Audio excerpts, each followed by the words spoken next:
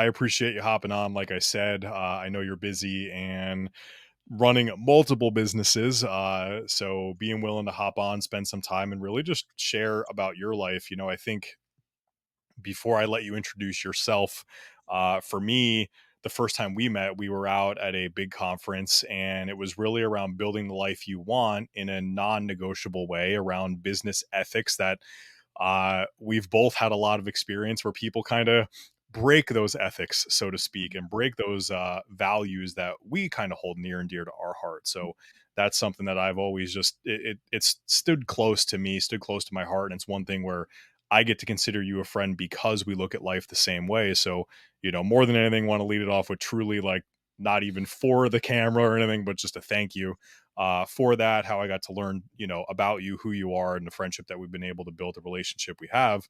But I know everybody listening in is going to get something out of this because we're two, hey, this is how we think type people. There's some logic in our brains behind it, but at the same point, we do it from a good place. So, you know, uh, Dr. Sean, I'd love for you to introduce yourself a little bit, let the audience know who you are, what you do, and then we'll kind of jump on in from there.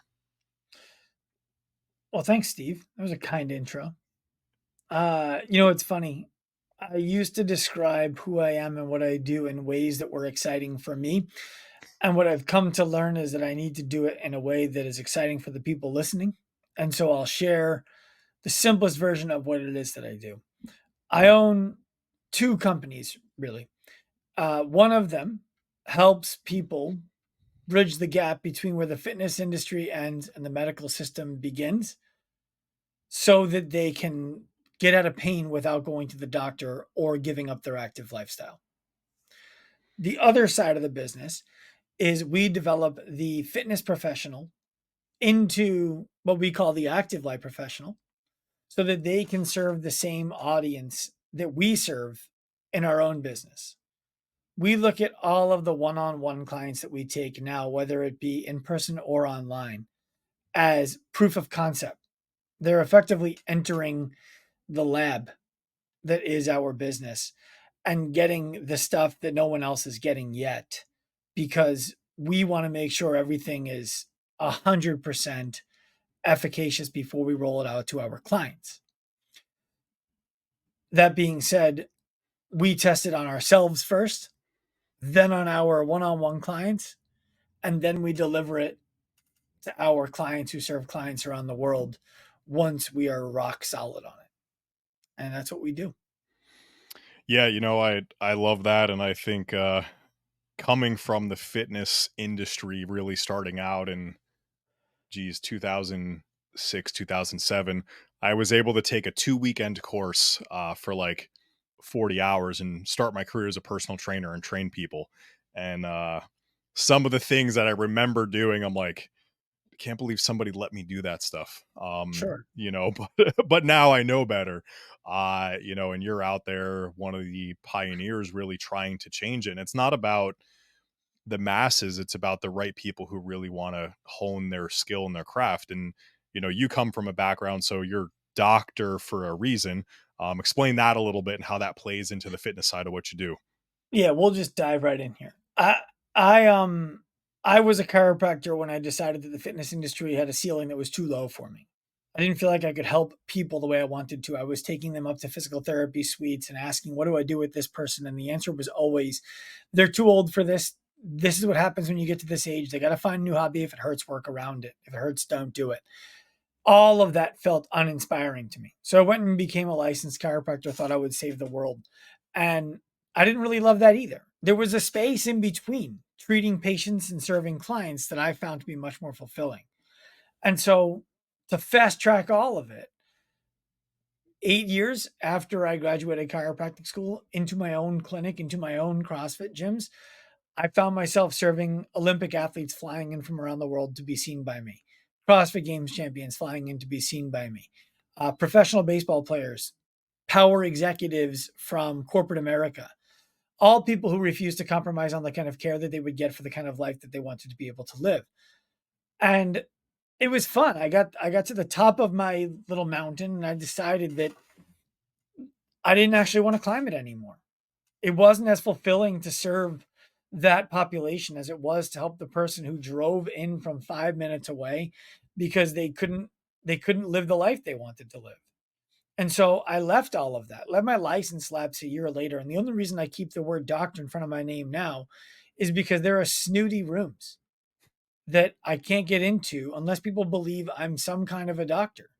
And by the time that they realize I'm a chiropractor, never was a quote real doctor, hasn't had a license in 7 years, I've already said something that they can't unhear and I'm too interesting to kick out of the room.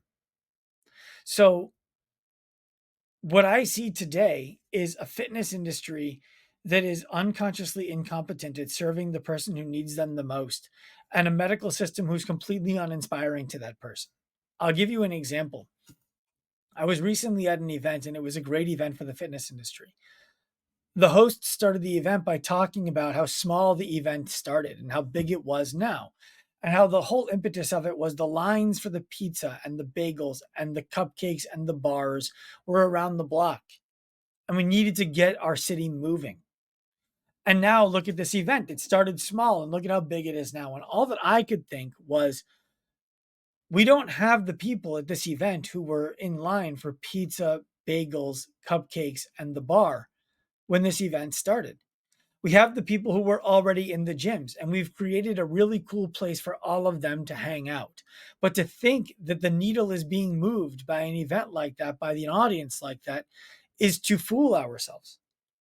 It's not. And not everything has to be. But what ends up happening, Steve, is an event like that is one thing. I got a post shared with me the other day by someone who thought, I'm going to share with you something that will inspire you. It's a trainer training a client that you would describe training yourself at Active Life. And this friend of mine sent it to me and was like, isn't this awesome?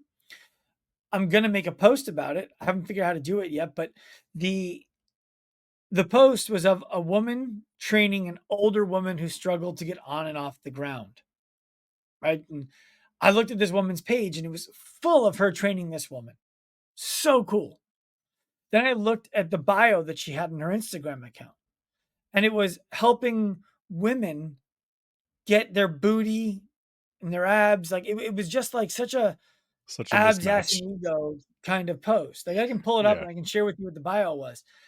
But I shared back to my friend. I said, this person should change what she has in her bio or stop posting about this person who she's helping to get off the ground. Because here's what happens. You post about helping get this person off the ground. You post about helping this person get their life back. And all of your posts are of one person. Why? Because you only have one. Everybody else you serve is trying to get sexy. Nothing wrong with that. But let's call a spade a spade. When you're posting about this person who you think everybody else is inspired by because you get the feedback that this woman you're working with is so inspiring, what you fail to recognize is that everybody like that woman who's watching this says to themselves, I don't know how she's doing that. I can't do it like that. And because you only have evidence of one, they don't see this woman is an outlier. They see, I wish I could be more like this woman. And you might think to yourself, well, that's good. Maybe they'll strive for better. But most people don't go that way. They go the other way. And they think, I wonder what's wrong with me. Why can't I do that? And so now what happens is you're getting all this positive feedback. Love stories like this. I love stories like this. And so you decide you don't need to get any better. You can now start making content that says, if she can do it, anyone can do it. But she's an outlier. She's not anyone. And so you build this false story that everything you're doing is good enough, that this woman represents everybody, and that the only thing between the people who really need you and the results that they want is their priority. And the reality is that's not true. What's between them and the results that they want is you indicating that you have the skills to meet them where they are and that there's a good reason for them to make it a priority. And you haven't done that. That's the problem with the fitness industry right now in a nutshell. Well, and you highlight that piece, and there's a bunch of nuggets in what you just said to go down, but you highlight that piece overarching. And when we look at the gurus in the space that exist, those influencers, uh, they make their name known based upon those one or two success stories. They go out and try to throw that out as a repeatable thing. Here, do this thing, but they fail to kind of look at the certain set of circumstances that existed that made it happen. And like, listen, people who work and get results for somebody, I'm not knocking you no matter if you get it one time or a Mhm. thousand times. That's not what this is about, right? And I know you're not doing that either. But when we think about a solution for the masses, that's where it becomes problematic because there's big names in the space that fail to talk about, like, hey, I nailed timing appropriately when I came up with my thing. And again, nailing timing appropriately is still a skill and it still was something good that you did that nobody else did, right? It's not a bad thing. But in 2016, 2017, if you perfected, digital marketing for gyms and sold it out there, like, you rode a good wave and you pushed other people out of the way to get there, and now you have your mission to $1 billion business. Again, you did it, you did the work, but we still have to think about some of the components, the ingredients that we don't talk about. um Well, what you're speaking to there, Steve, is the Alex Hormozy of the world. Not even Alex Hormozy of the world, the Alex Hormozy. And I had a conversation yesterday with somebody about something that they were doing as a result of him saying to do it. And Mhm, I'll speak to exactly what you're describing. It's great that he was able to have the success he was able to have in his business. And for any client who worked with him who had success, great for them. Right now, to think he's not selling you something when he says he's not selling you something is to be a fool. mhm. Now, it doesn't mean he wants your money today, but people need to pay attention to what people do, not just what people say. And so if we're giving Alex Ramosi the benefit of the doubt in all ways, shape, and form, because I like to do that whenever I talk about people publicly, what he is selling you is the belief that one day you should have a business that he should be able to invest in with his sweat equity and his expertise, not his money. And as a result of that, he should be able to help you grow your business and one day sell it for an acquisition that makes both of you guys a bunch of cash. That's what he's selling you right now. So when he says, I have nothing to sell you, it's true in terms of a product. It's not true in terms of an idea. And he's very good at selling an idea. This guy yesterday told me, one of the things Alex Ramosi always says is create more and then create better. And I said, that's great. In a lot of ways, that's true. But is that what Alex Ramosi was doing when he was becoming Alex Ramosi? Because you right now are telling me you don't want to use money for paid traffic. Totally cool. Totally fine. Alex told you make as much content as you possibly can. But how did Alex become Alex? It was not by making as much content as he possibly could. It was by buying as much attention as he possibly could and turning that attention into cash. And when he had the cash, he was able to then turn around and sell his story to the masses via a media team that other people are not able to compete with easily because of the budget he's able to put into that team. So I'm all for you listening to what he is saying and taking the sentiment of it to heart. But it's important that you pay attention to how did this person get the platform that they are speaking to me from? I need to do what they did to get here, not what they're telling me they would do right now. Yeah, 100%. And that's a big important point that I think a lot of people miss. And I think the general consumer in any industry, just across the board, obviously we're both very heavy in health, wellness, fitness, things like that, but is understanding what has to be done now at your juncture versus what you can do in the future, where we look at this whole, oh, I'm going to go find the silver bullet and study YouTube and study Instagram and study all these things, which are great resources. And, if you have access to the internet, you should learn from them. But it's this whole, like, there are no silver bullets. You have to get the work in. You're going to have to try and fail and learn and go and try again. And there's so many people that I think are looking for that quick fix because they're not understanding the entire picture. They only see the tip of the iceberg above the water, so to speak, where it's, man, they didn't see all the work. And you bring up a great point. What did Alex do to become Alex? Um, and again, I got to work with Alex for some time, and I am changed for it. I've learned some things that I want and do, and there's things that I'm like, nah, I'm not going to do that because. But I think Mhm. that's with most people, right? It's got to fit who you are and what you do. So, Mhm. Well, the um, other thing is oftentimes today, entrepreneurs, especially in the fitness and health business, are looking for better marketing. They're thinking that they're better marketing away from being successful. But the fastest way out of business is great marketing to a mediocre product. Hmm. And most of the time people have a mediocre product. That's the truth based on the math of it. Right? I mean, like, the average person is average. Yeah. There's no way around that. Yeah. More more people are closer to average than they are to exceptional or to horrible. So what I tell people we work with all the time is the only time we start to put money into acquisition for a client is when we have enough success under our belt. And I don't mean financial success for us. I mean promises kept to the client, that it's unreasonable clients we would acquire in the future would fail. And when we've gotten ourselves there and been truly honest about getting there, I mean, a lot of people like to think that they are there. And I would argue until you can describe in graphic detail why 10 people who you worked with failed and how you've solved for all of the issues all 10 of those people had, you don't have the product worth putting paid traffic behind yet. And that often means 50, 60, 70 things that you need to fix. Oh yeah. Because if every one of the 10 people had just five things that they failed as a result of, those are 50 things you need to change.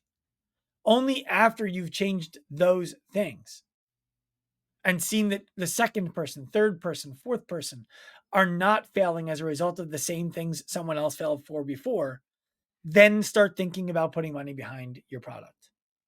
Yeah. And when we think about advertising and we see it all over the internet, the sexy fun thing for people to advertise to business owners, entrepreneurs, coaches is generate more leads, right? Like 10 Mhm, clients in 10 days and, get to your 10K months and turn into a six-figure coach, because those are all the, call it, sexy things, but they don't talk about what happens when you do all of that. And I actually went out and bought the domain. I think you'd appreciate this, launchandstruggle.com, because the mhm, launch model leads to so much struggling on the back end for the average business owner, because they just can't fulfill. They have too many people, they're working too much, their product doesn't deliver. And I always like to ask the question, if people are measuring their numbers and you start to look at your rate of, call it, attrition out, and we say these numbers randomly, but if you lose 10% of your people every month, that feels like okay, industry standard in health and fitness. It's not too big, but that means you recycle through 100% of your clients every 10 months. And it's even like we want to get to 8%, 6%. 8% attrition per month is still recycling through all of your clients in 1 year. Now, mhm, some level of attrition is natural, right? It's just going to happen. People leave because of various reasons that are outside of our control, or maybe they hit their goal, or whatever the reason may be. So zero's unreasonable, but at the same point in time, you have to market or organically put your stuff out there or get referrals just to replace your people to begin with, let alone try to grow your business.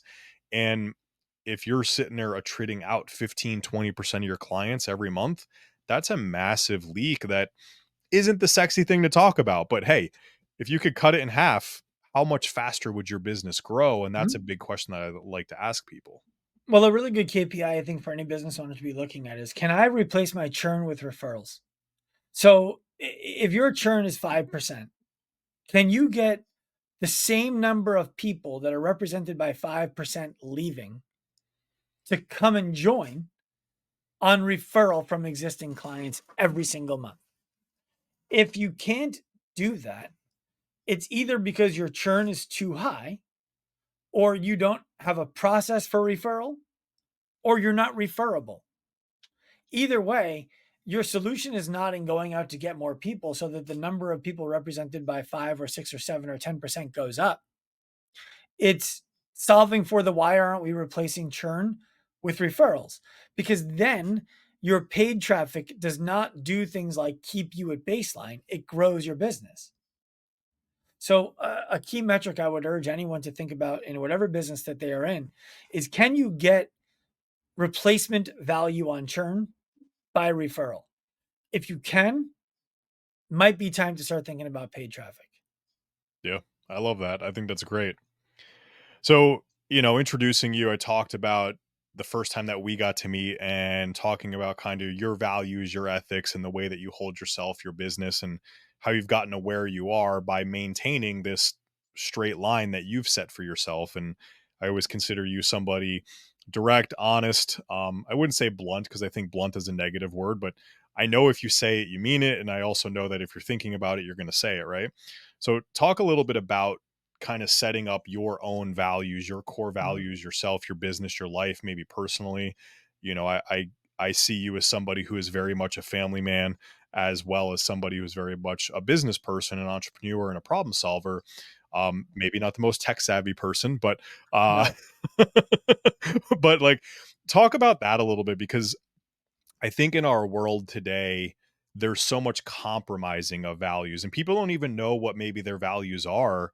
And if you're trying to unlock your freedom or grow yourself personally, professionally, your health, your wealth, your relationships, whatever it is, those are things that need to be cornerstones and you need to live by because that's how you're going to be your guiding light through life when there's not a very clear answer. And I think that's one thing you've done very well to get you to where you're at. And a lot of people overarching can learn to refine a little bit. I think values are perhaps the most underrated asset to any individual or to any business. I say they're underrated because most of the time when people think of values, what they're thinking about are words on a wall that nobody adheres to. Integrity is a value, and then we do something out of alignment with our integrity because, we had to make the sale. That's not having values. That's the opposite of having values. That's just writing shit down. When I was at that event, I read my values to the audience and immediately came home and changed them because I read values that sounded like HR approved them after they sent them to DEI, who then sent them to my dead grandma to say, "Is this okay with you?" And then I made edits to make it as sterile as humanly possible. Now, they represented what I meant, but the thing is, if you have to explain a value in detail with a definition, then it doesn't mean enough. It's not clear enough. You're tiptoeing. So I ended up changing the values to mean the same things, but to say something very different. I'll go through them in a second. One of the things that stands out to me from that event, I imagine you don't remember this, and that's totally fine. During my Q&A session, this guy stands up and he says, "I appreciate everything you said about the values. Would you say that you adhere to them 100% of the time, or is it more like 80% of the time because you got to grow a business too?" And I wanted to get off the stage, take the microphone off, and pull that guy into the hallway and tell him he has no business owning a business right now. Because why would your values get in the way of you growing a business? What does it say that you would suggest you don't have to have values or that not having values is more advantageous? I was angry on the stage and I took a deep breath and I answered him, "It's 100%, 100% of the time." And I went on to explain your values, like operating within your values, is like having a sheet of ice that you walk on with your clients. Everybody is happy to fish on the ice, to drive their cars on the ice, to skate on the ice, to play on the ice until it cracks. And one crack in the ice can have the whole thing fall in. And when you don't operate 100% within your values, you are intentionally cracking that ice and then asking people to come out and walk and play on it with you. And it doesn't work. That's how you lose your employees. It's how you lose your family. It's how you lose your friends. It's how you lose your business. It doesn't work. You either adhere to your values or you don't have them. So, our values now, my personal core values have become my company core values because I said, you know what?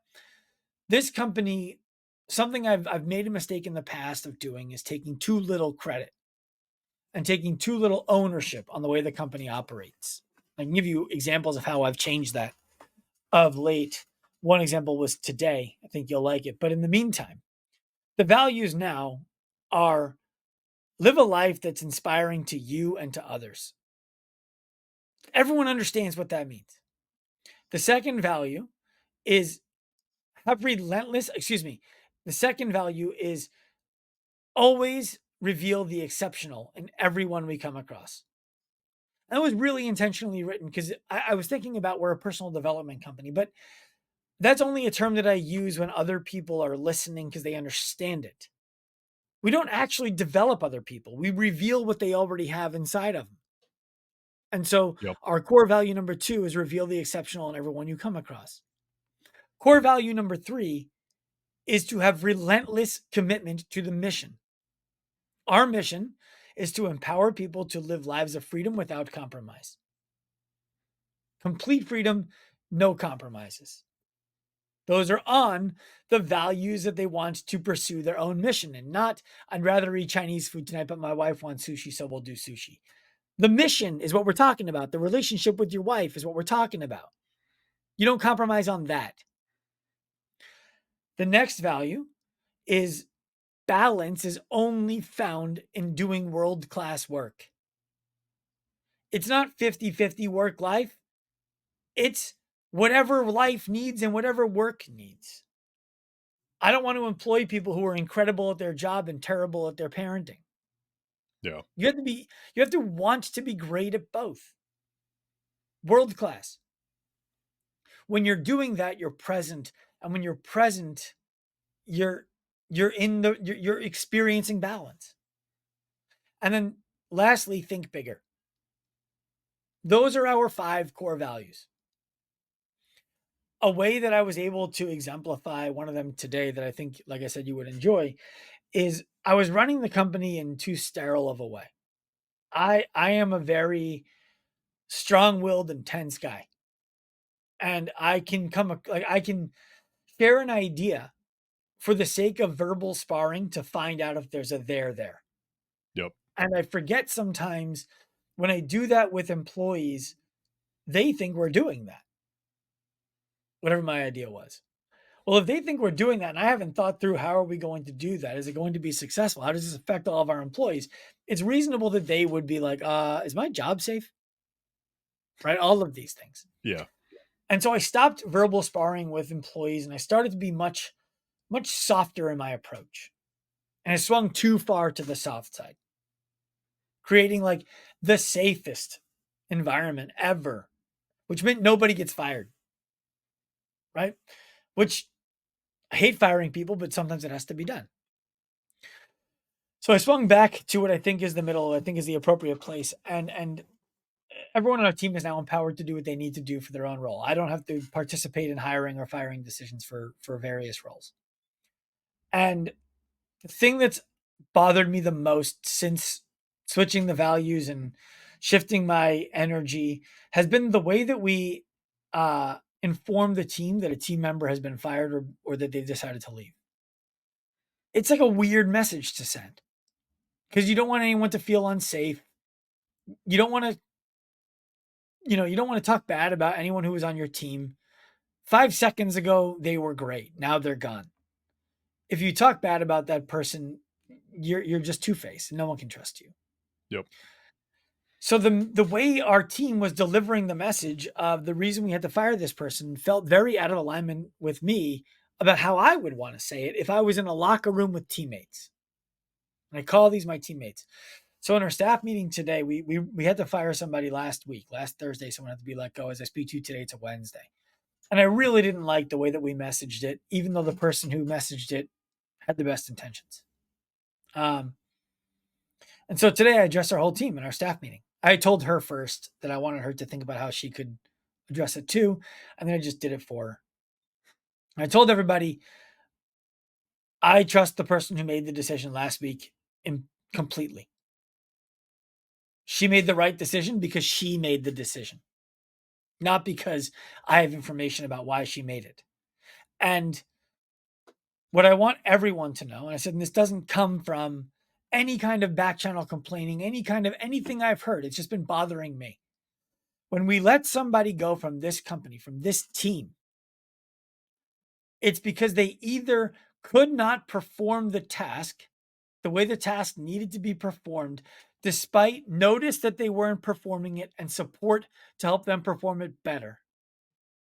or they egregiously violated a core value. That's it. So from now on, when we let someone go, we're just going to put into the Slack channel, this person has been let go.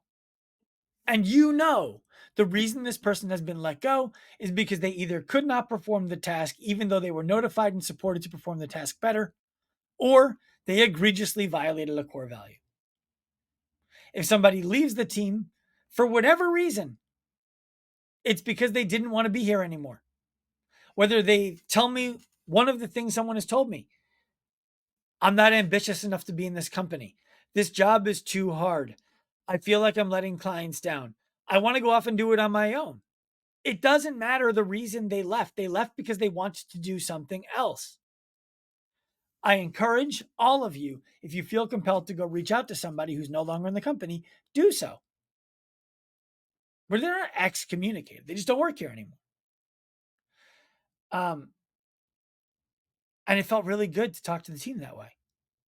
And they appreciated it. I love it. And that was operating within our core values. Yeah, no, that's great. I mean, again, the thing that stands out to me always is the values and how you bring that. I didn't know that you had left that day and completely updated all your core values, so that was surprising to me. But I love the values either way, and I um, see that vividly in terms of why you would change it and sterile to just honest in who you are to represent you. So, that's great. Speaking on core values though, and it's always a fun topic to bring up and people withholding or, holding that line of what they believe and not breaking stuff. Going down to political route. And Mhm. I think people that I would say that don't really have a good set of honest, direct core values that I would align with. They have their values of what they believe they should do. But down that political road and just I think it's an interesting topic to always bring up with people because sadly I don't believe in America we can easily have conversations with potentially opposing views.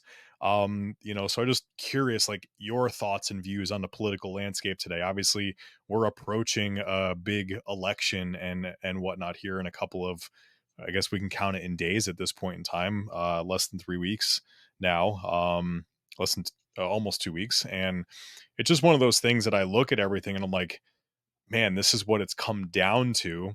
But also, still live in America, I believe the greatest country in the world with a lot of freedom and a lot of liberty that we do get to stand with. So just your overall view and opinions on kind of the political landscape, what that looks like and everything. I'd be curious about that. The first thing I want to say is neither candidate is as good as the people who think that they're good are, Oh, a or 100%. or as bad and dangerous as the people who think that they're bad and dangerous think they are. Yeah. So no matter where you fall on the political spectrum, the person you are voting for is not as good as you think, and the person that you are voting against in this election for sure is not as bad as you think. So we have to start there. Up next, I had this conversation with my mother this morning. We don't see eye to eye on this election, and that's okay. But she believes it's an integrity election, and I shared with her, I don't think integrity is on the ballot, and I can't remember the last time looking back that I think that it was.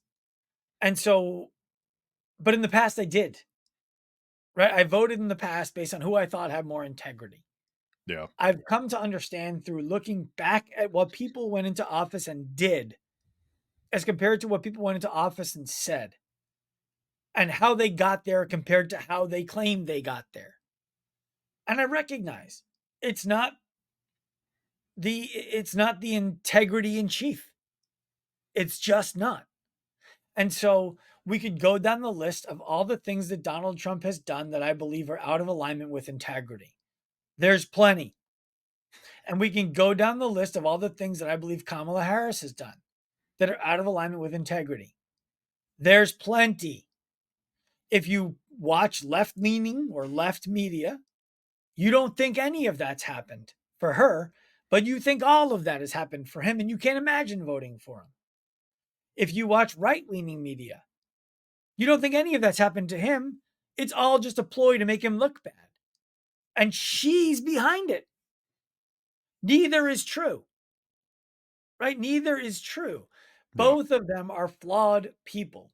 And I'm not both sidesing this, right? Like I'll share with you where I split the baby.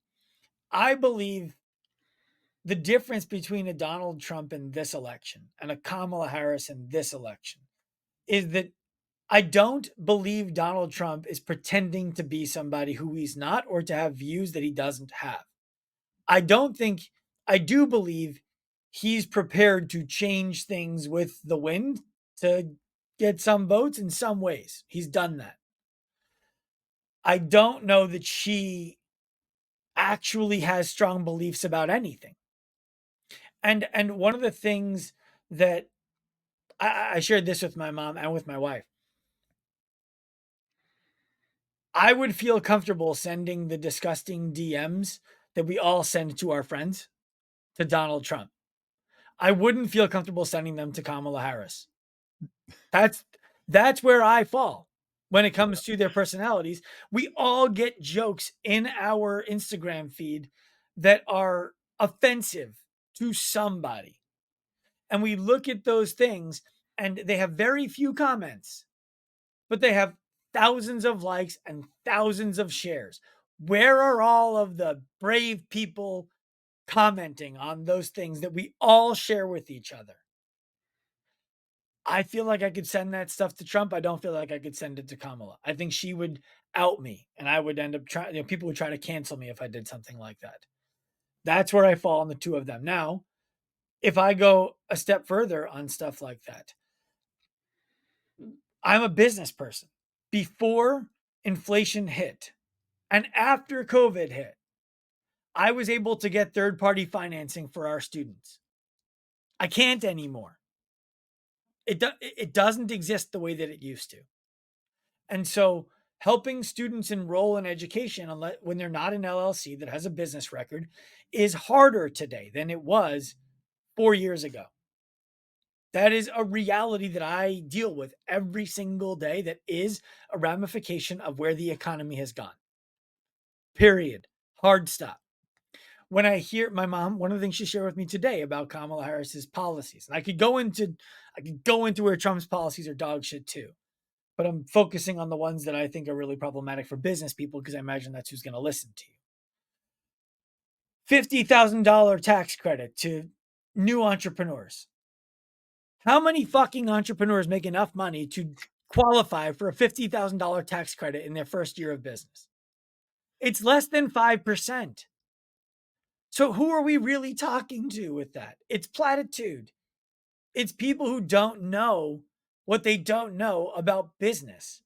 And they're Yeah. thinking, oh, she's going to give me $50,000. No, she's not. She's going to reduce your taxes by $50,000, but you're not going to qualify for $50,000 of a tax burden. So it doesn't matter. And you don't know that because you're not already in business. And so you think she has your best interests in mind. But that's all nonsense. $25,000 credit on new home buyers. Well, guess what? That's going to, we saw $8,000 go into electric vehicles as a rebate. And then what did we see? Electric vehicles increased their price point by $8,000. It's, a, I just don't believe that she has any awareness whatsoever to financial acumen. And Yeah. for me, I used to vote on integrity. And this year I've decided it's not on the ballot. And so I'm voting on the policies that I think best serve me and my family. I think that makes sense. And it's also with what you do, it's also serving the people that you built a business around serving because your business and we all get into business to make money. Like put that aside for a moment. Like that's just a real truth that has to exist in business. But emotionally you got into business about something you're passionate about and you care about, which is something that can escalate and help hundreds of thousands if not millions of people if we get there. So going down the road of being able to help that many people and bridge the gap of fitness to medical, etc., is a big important thing. And more people are talking about it today, but more people are talking, the right people aren't necessarily taking the action that they need to. And a fun thing that just popped up, I think, as it correlates to that is 2023 was the first year that America, the obesity rate went down, right? And my opinion and, what you read and all the things isn't because more people care, it's because everybody got a magic injection and needle that made losing weight easy without having to do the work. And medically speaking, there are some people that I believe need the help and everything there. So I'm not saying that it's not a good thing when appropriate, but I also think on average it became the easy out versus actually doing some work, learning the underlying foundational habits that are needed to produce lifelong success in that side of things. So Uh, I did I like don't your thoughts about that a little. well, there's a few things. One is, at risk of sounding conspiratorial, Please, please. we know that the number one comorbidity for death during COVID was obesity. Hmm. We also know that COVID reached the number 2 cause of death in 2020 or 2021, I forget which, I think 2020. How did obesity not drop that year? True. That's a little confusing to me, but fine. I guess more people are taking Ozempic, Wegovy, and Mounjaro than died during COVID of obesity. The thing about those drugs, and I've had a conversation with Dr. Spencer Nadolsky, who might be the preeminent mouthpiece for that stuff. And when I say mouthpiece complimentary, I mean he speaks about it in what I think is a responsible way on his social media platform. And he's very smart and he's very well studied. I had him on my podcast because I think everyone's having the wrong conversation about it. The conversation right now is around, does it work? That's the wrong conversation. It's objective. It works. The conversation to me is around who should be taking it and who should not. Hmm. And when does it go from you should be taking it to maybe you should take it to you probably shouldn't take it to it's negligent and irresponsible for me to prescribe it to you? And how is that last group still getting it? And what is the penalty for the doctor who prescribes to that person?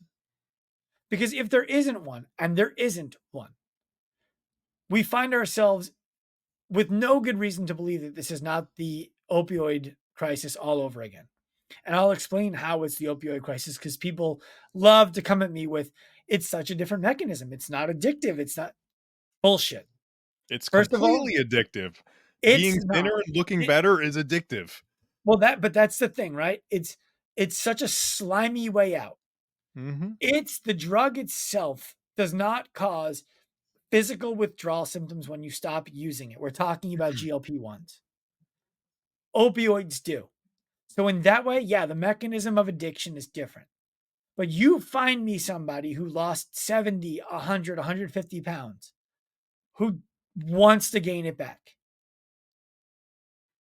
That the feeling of not having that extra weight on your body for someone who took that drug to lose that weight is addictive, and I don't want to hear otherwise. I'll listen, I'll argue it. That feeling is addictive. Now, we also know more than 85% of people who come off of it gain the weight back. If you ask Peter Attia, by the way, let's go back a step. That means you have to be on it for the rest of your life. If you ask Peter Attia, people are losing 2/3 of the weight from lean muscle mass and 1/3 from body fat. I don't know if that's true, but he's a decently credible dude. That's a problem. That is you getting fatter as you get lighter if you're on that medication, if he's right. We know there are side effects. By the way, as I speak about this, I know there are positive factors too. Mhm. I don't need to talk about the positive factors because they're already everywhere. They're overblown, the positive factors. But here's the fear I have. I'll just walk you down my terror road. Adults are taking it right now at what I think is an alarming pace.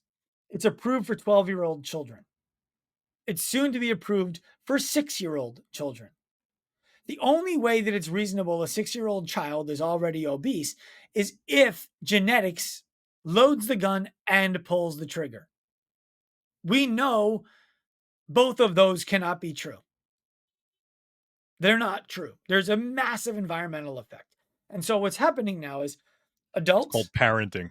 yeah. Parenting Well, is the problem there. it, it, there's a lot that goes into that, and I understand why some parents struggle, and still, it is at the end of the day choices that parents are making and the kids are then making.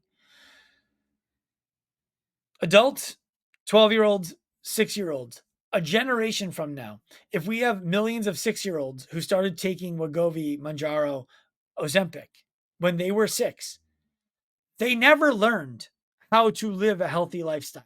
We then have an entire population who never learned how to live a healthy lifestyle.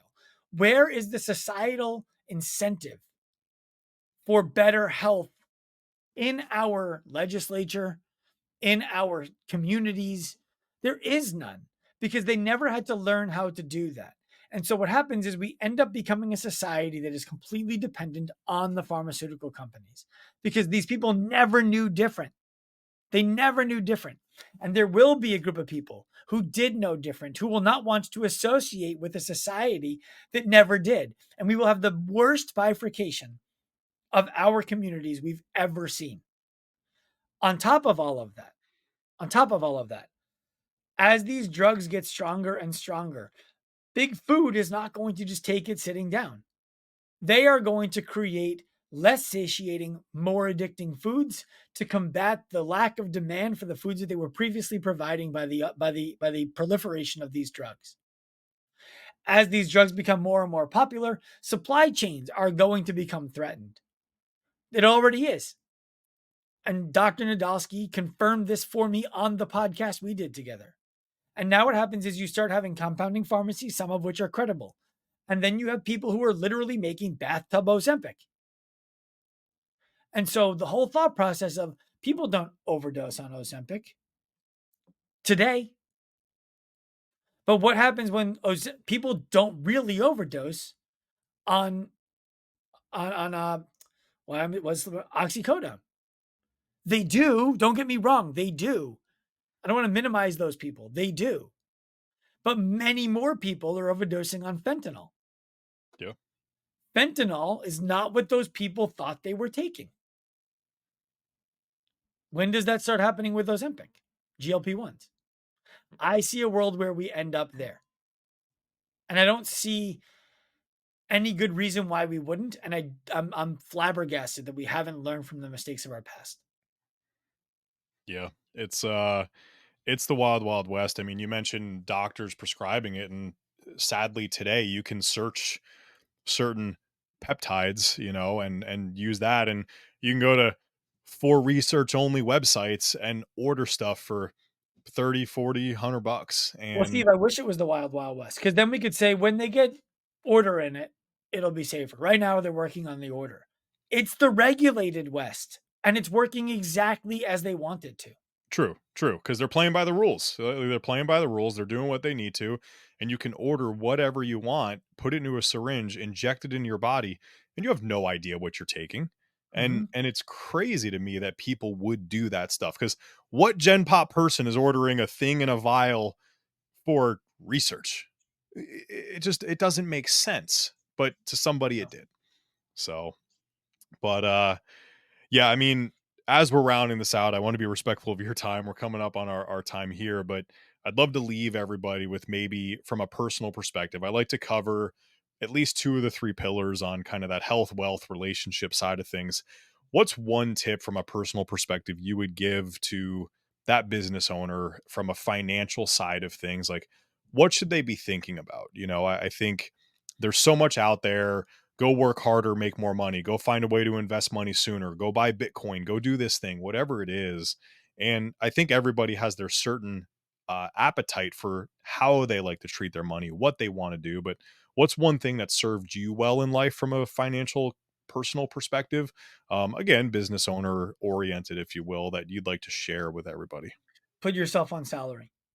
You like it. I used to operate financially from the company has a good month, I pay myself well. The company has a bad month, I pay myself poorly. And now what happens is I start making business decisions that are influenced by my personal life. I want to go on vacation. That's a bad example. I haven't done one of those in 12 years, although I am going in January. We're aligning with those values. Um, I want to improve my home. right? Well, business has to make a bunch of money. Let's make some money. Let's do let's do some short-term stuff that works. Okay, now I have the money to fix up my home. That wasn't a good long-term decision for my company, Yeah. right? So what I did was I figured out, okay, well, how much money do I need to make in order to be able to not have to think about money in my house? In terms of my bills are paid and there's a few dollars left over for savings. And we've already put stuff in there that includes like, entertainment money for my wife, entertainment money for me. Okay. That's what I'm going to make sure I get paid every month. Now, when the company does well, I bonus myself on an annual basis. If the company does poorly, I don't get a bonus. And that allowed me to work much more dispassionately and much more rationally about the way that we run the business. I love That's that. my financial answer. I love that. That's a great answer. I think everybody out there has this whole, the owner gets paid last mentality. And granted, should shit hit the fan, I think your employees need to get paid and things there. Mhm. But on a general day to day basis, your business needs to be able to pay you for the work that you do. Otherwise, you didn't really open a business and start making money out of it. And it's just a hard reality. So, um, well, Dr. Sean, we'll keep the doctor in there. I appreciate the time. That's it? You Where's the don't want the best? other 2 you don't want the other 2 buckets? I mean, if you want to, I don't want to keep you over time I'm here. I know here, I'm here, let's fucking if do it. you What are if you got time to go the over, then we'll keep going. I don't want I've to. got time to go. I've got a few All more right. minutes. What are the other 2 let, buckets? let's do it. Other two buckets. So, we have the finance side, but let's talk about the health side of things a little bit. Obviously, being in health and wellness. And then the last thing is, I think relationships in today's world. I don't think that people focus enough on relationships, and we all get to Oh, be so behind a so computer, but so talk health about that a health and little bit. wellness. Health and wellness first. Have a floor. I heard this recently and I thought it was fantastic advice. Have a floor so that you know I have no time today to do anything.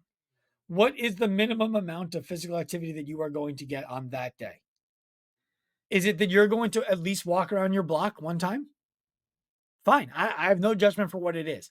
Have a floor for physical activity so that you can always like this is gonna sound so woo woo. And I hope if you've listened to this podcast and you think I'm woo woo, get your head checked. Right? Um, you need an identity of a person who is active. If you identify as a person who is active, you will be active.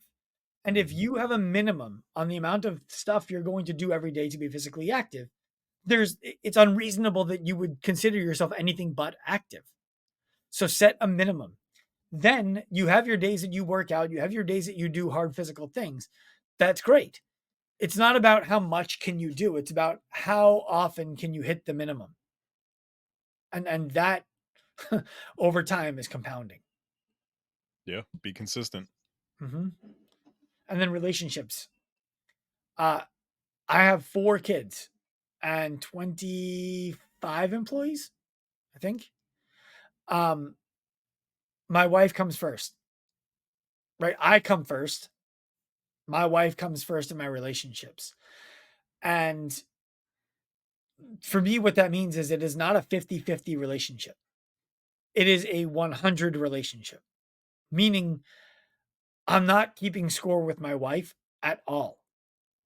She needs something done. I'm doing it. It's midnight and I just got into bed, or it wouldn't be midnight when we just got into bed. It'd be like 8:30 and I just got into bed and I forgot to make lunches for the kids. I'll go do it. You don't need to go do it. I will go do it. Not because she did something for me earlier that day, not because I want to get laid when I come back upstairs and get in bed. It would be nice, but that's not why I'm doing it. It's because I want my wife to live an easy, fun, safe life. And so I go out and do for her. She wants the same for me. And so when she sees opportunities to do so, she takes care of stuff to make my life easier. It is 100% relationship. I do almost all of the cooking. It's not, I cooked last night. No, I cook, period. She does almost all of the cleaning in the house. She does 100% of the laundry. She 99.9. She makes sure the kids have what they need. I make sure the kids have what they need mentally and emotionally. We just and she contributes to that too. Relationships are 100. It's not because you did for me, I will do for you. It's I do for you because I want to do for you. Yeah, I love that. Oftentimes I'll say if my wife, she has 2 magic boxes, okay? And one is in the kitchen and one magic box is in the bedroom. Babe, if you're listening, I know you're gonna kill me about this joke. The magic box in the kitchen always has some type of chicken sitting in there, so when I'm hungry and I need some protein, I can go weigh out my chicken and I'm good to go. The magic box in the bedroom, every single time I put dirty clothes in it, there's clean clothes sitting on the bed for me to put away. And I don't know how either of those things always happen, but Mhm. they always happen, and I love my magic boxes. So Mhm. similar in that sense. Well, listen, you could have gone a lot of ways with the magic box in the bedroom. I don't think your wife will be as upset about that one as the other directions you could have gone. It's always where is Steve going with that, Yeah, right? yeah, yeah. So, but well, hey, I appreciate the time. This was great. I think everybody's going to love this. Where's the best place for people to find you if they want to follow you, learn more, and just listen to what else you have going on? Instagram at Dr. Sean Pastuch on Instagram. All my stuff is linked from there, so it's easy to find it. All right, Instagram at Dr. Sean Pastuch.